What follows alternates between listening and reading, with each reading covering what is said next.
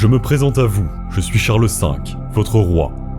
Je vous reçois en mon château de Montargis, et avant de commencer votre visite virtuelle, je retiens votre attention un moment pour conter l'histoire de ce palais-forteresse.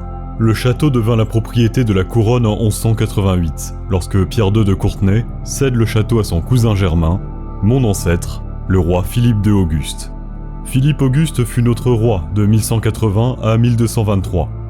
Il entreprit de grands travaux au château et autorisa aussi une enceinte pour la ville, dans le cadre de la mise en défense de nos terres. Il édifia, comme dans plusieurs places fortes, une grosse tour, témoignage de l'art militaire au XIIe siècle. Mes prédécesseurs, jusqu'à mon père, Jean II le Bon, séjournèrent régulièrement au château de Montargis. Après mon couronnement en 1364, j'ai entrepris de grands travaux d'embellissement à Montargis. J'ai édifié une nouvelle grande salle, accompagnée de 6 tours, plus longues, larges et hautes que celle du palais La Cité à Paris, construite par mon ancêtre, Philippe IV le Bel. Une des tours, située au nord, abrita une horloge mécanique avec une aiguille indiquant l'heure. C'était une merveille. Elle était la 2e horloge mécanique en Europe. La 3e, mais avec un cadran astronomique, je la fis installer en mon palais de la Cité à Paris. Vous pouvez encore l'admirer au XXIe siècle. La grande salle possédait une salle des gardes au rez-de-chaussée, et des cuisines dans lesquelles travaillait mon maître queue, le célèbre taille-vent. Adossé à la grande salle, mon cabinet, ou chambre du roi, suivi de la chapelle et de mes appartements familiaux. Les travaux que j'entrepris avec mon architecte, Raymond du Temple, furent d'une grande splendeur architecturale. Le palais-forteresse mérita bien par la suite son nom de 3e demeure des rois de France. Mon arrière-arrière-petit-fils, Charles VIII, embellira à nouveau en créant un escalier monumental à l'italienne, reliant la cour royale à la grande salle.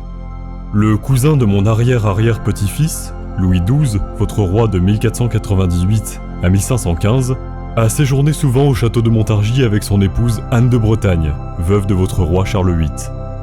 De leur mariage survivront seulement 2 filles. L'aînée Claude qui épousa François de Valois-Angoulême, ou François Ier, et Renée qui épousera le duc d'Este-Ferrare.